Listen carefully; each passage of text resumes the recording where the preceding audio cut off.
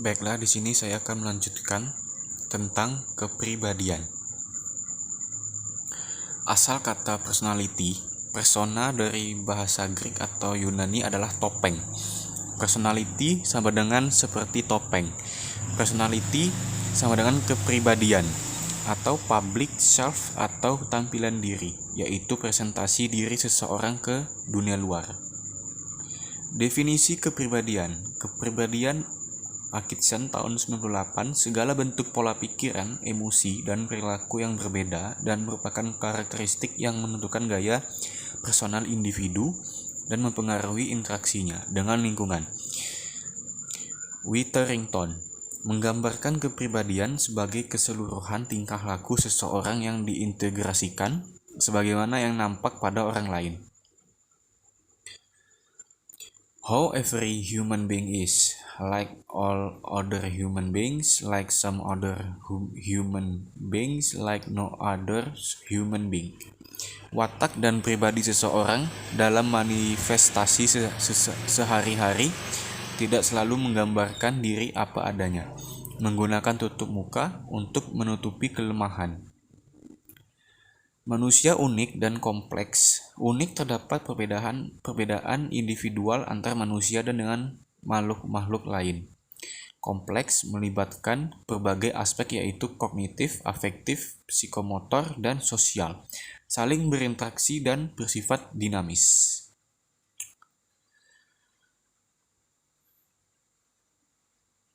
Kepribadian berkaitan dengan adanya perbedaan karakteristik yang paling dalam pada diri atau inner psychological karakteristik manusia.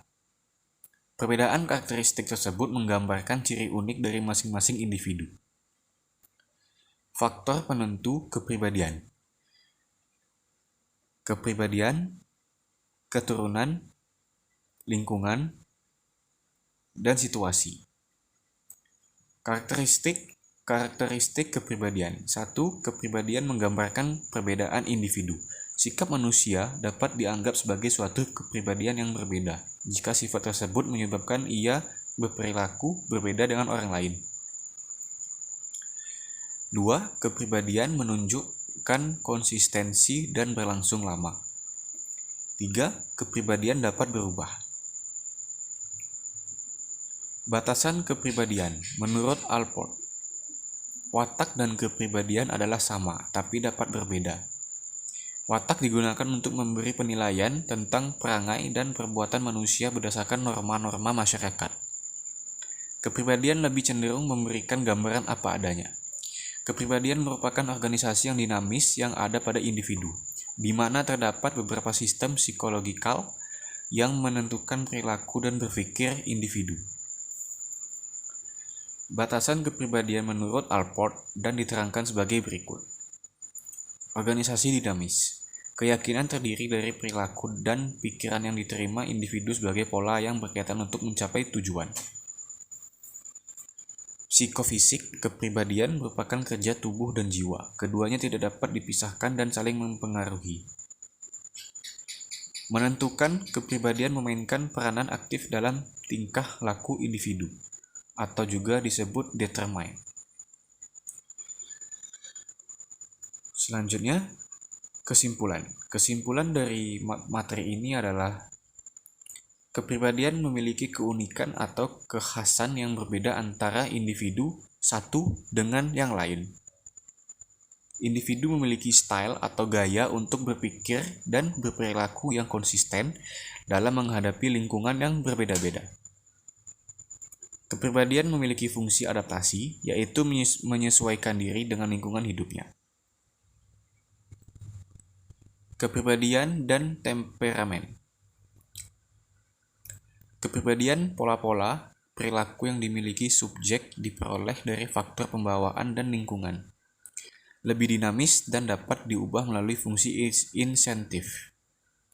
Temperamen adalah gejala karakteristik dari pola sifat emosi individu termasuk mudah, tidaknya kena rangsang, kekuatan serta kecepatan bereaksi, intensitas suasana hati. Gejala ini terutama berasal dari keturunan. Temperamen diperoleh dari pembawaan dan merupakan disposisi yang sangat erat hubungannya dengan faktor biologis atau fisiologis atau keturunan. Sifat-sifat kepribadian yang tidak banyak berubah karena insentif atau hal-hal yang lain lebih kompleks. Pembentukan kepribadian, faktor internal dan eksternal. Faktor herediter pembawaannya yang diperoleh dari orang tuanya. Dapat diubah melalui pelatihan atau Goldman. Eksternal, fisik, pengalaman pada usia dini. Pengaruh kebudayaan, nama dan pemberian cap pada anak, perasaan berhasil dan gagal, keluarga, pola pendidikan, sikap orang tua, situasi emosional dalam keluarga, penerimaan lingkungan sosial. Tipe kepribadian, ada ekstrovert dan introvert. Ekstrovert bersifat mudah terbuka, tertarik atau senang bergaul dengan individu lain. Sedangkan introvert, segalanya ditanggapi sesuai dengan keadaan dirinya. Malu terhadap masyarakat atau menutup diri, sangat sensitif terhadap kritik. Pengukuran kepribadian, Lavater, psiognomi, prailmiah, semi-ilmiah atau Hippocrates, cairan badaniah, cara-cara ilmiah. Penilaian kepribadian yang bersifat prailmiah. Pemahaman tingkah laku berdasarkan keyakinan dan kepercayaan yang muncul dari pengalaman yang dialami, yaitu cirologi, gura tangan, astrologi, ilmu perbintangan, grafologi, ilmu tentang tulisan tangan, fisiognomi atau ilmu tentang wajah, phrenologi, ilmu tentang tengkorak, onychologi, ilmu tentang kuku. Di sini saya akan skip saja. Psiognomi atau ilmu tentang wajah. Wajah dapat menginterpretasikan apa yang tergandung dalam jiwanya.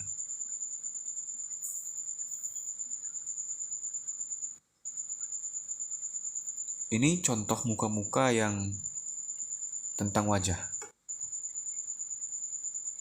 Phrenologi atau ilmu tengkorak. Onychologi, ilmu kuku. Kepribadian seseorang berdasarkan keadaan kuku-kukunya. Kuku di ujung jari mempunyai hubungan erat dengan susunan saraf yang memiliki cabang terhalus di ujung pucuk jari. Dikembangkan oleh sekelompok ahli dari Prancis antara lain Henri Bouquet, Cartan, Pierre Giram, dan Henry Mangin.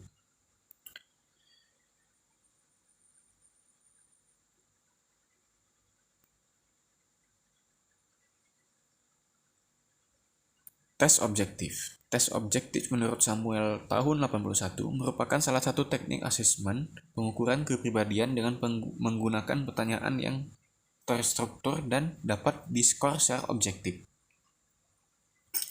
Wawancara, interview, halo efek, mengukur dan menilai perilaku, observasi langsung, checklist, menghitung frekuensi, durasi, dan intensitas pelaku.